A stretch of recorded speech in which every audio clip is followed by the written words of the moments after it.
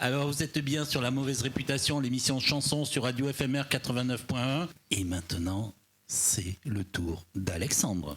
Ouais, du coup, comme je t'avais dit aujourd'hui, Michel, je vais pas faire de chronique. En fait, il y a match là, et on arrive vraiment à la toute fin. Donc Didier, est-ce que tu peux me mettre le direct du match là, s'il te plaît ? Merci. Très bien. Ok. Alors, très bien, mesdames et messieurs, on se retrouve pour un match décisif entre la gauche et la droite. Très bien, ce soir, sans perdre de temps. Nous en sommes déjà à la 87e minute avec la gauche qui mène 12-11, mais rappelons-le, suite au championnat, sur une égalité, c'est la droite qui l'emportera. La droite qui est à 1 point de l'emporter. Allez, c'est reparti, on y va. Récupération de François Fillon qui va écarter ce ballon pour Retailleau. L'accélération vers l'extrême droite de Retailleau avec Eric Ciotti qui récupère. Il est plein axe, il va tirer, non, bousculé, il est repris par Mélenchon. Et l'arbitre qui siffle la faute. Pour moi, il n'y a rien, il n'y a pas eu contact, il a juste repris le ballon. Hein. Mais l'arbitre qui se dirige tout de même vers Jean-Luc Mélenchon. L'arbitre qui sort une bombe lacrymo et qui commence à gazer Mélenchon. Aïe aïe aïe, l'arbitre qui n'y va pas de main morte, hein, parce qu'il est en train de vider sa bombe lacrymo sur le pauvre homme qui est déjà à terre, cette bombe lacrymo qui n'en finit pas. Tandis que la civière vient récupérer Mélenchon, mais l'arbitre qui gaze les médecins qui sont à terre à leur tour, c'est une hécatombe. Et l'arbitre qui annonce un pénalty pour la droite, un pénalty. Ok, on observe en attendant sur le banc de touche Manuel Valls, hein, qui n'est pas rentré sur le terrain de tout le championnat. On sent chez lui qu'il est prêt, hein, il s'échauffe, voilà bien 11 matchs qu'il s'échauffe, le pauvre. On reprend donc avec Bardella, qui vient s'installer au pénalty face à Hollande. Peu d'espoir sur ce gardien que l'on connaît que trop bien, hein, puisqu'on sait qu'il ne rêve que d'une chose, c'est de rejoindre la droite.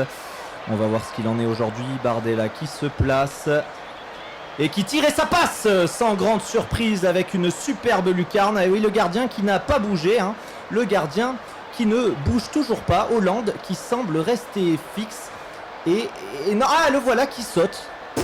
Ouais, quel dommage, avec pas moins de 49,3 secondes de retard. On pourra croire que c'est volontaire. Une fois de plus, la gauche qui n'aura pas su faire barrage, amenant le score à 12 partout.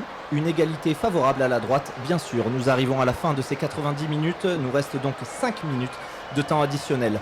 Changement de joueur annoncé par l'entraîneur de la gauche, Edoui Plenel, qui fait rentrer Poutou. Alors peut-être l'espoir qui renaît. Poutou, qui est le petit prodige de cette saison, on le rappelle, on se souvient bien sûr, hein, de son coup de tête à François Fillon dans le dernier match en 2022, qui lui avait valu un carton rouge et noir, bien sûr, mais quelle belle action tout de même. Allez, il revient aujourd'hui en tant qu'attaquant, et c'est reparti pour les dernières minutes de ce temps additionnel.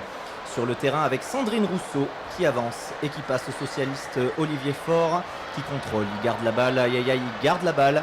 Il garde la balle, il attaque tout seul face à la défense, tandis que Sandrine lui fait un appel de balle, mais rien à faire le socialiste qui continue tout seul face à Bardella.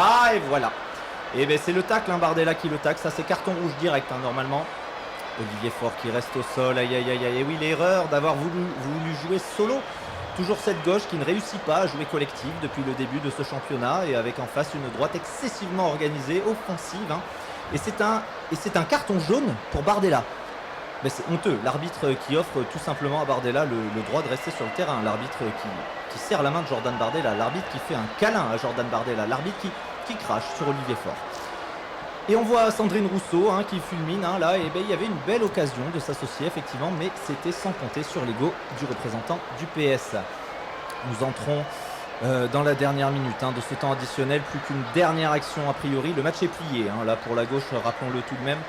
La gardienne de la droite, elle, c'est Marine Le Pen, hein, connue pour ses arrêts toujours très dérangeants, hein, puisqu'elle arrête toutes ses balles en levant son bras droit. Ça revient dans les pieds de Sandrine Rousseau qui avance et qui se faufile entre les défenseurs. Le petit pont à Darmanin, ça c'est magnifique, l'humiliation est totale.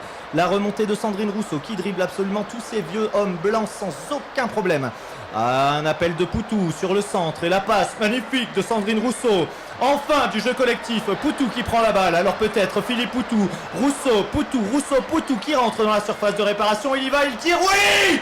Oui, ah là là! Un but magnifique de Philippe Poutou, le ballon en pleine face de Le Pen qui tombe à la renverse, oh là là, mais un but d'anthologie à la dernière minute de jeu, C'est magnifique. La gauche unie qui l'emporte grâce au travail d'équipe. La superbe passe de Sandrine Rousseau et Philippe Poutot. Poutot qui termine le score sur un 13-12 pour la gauche.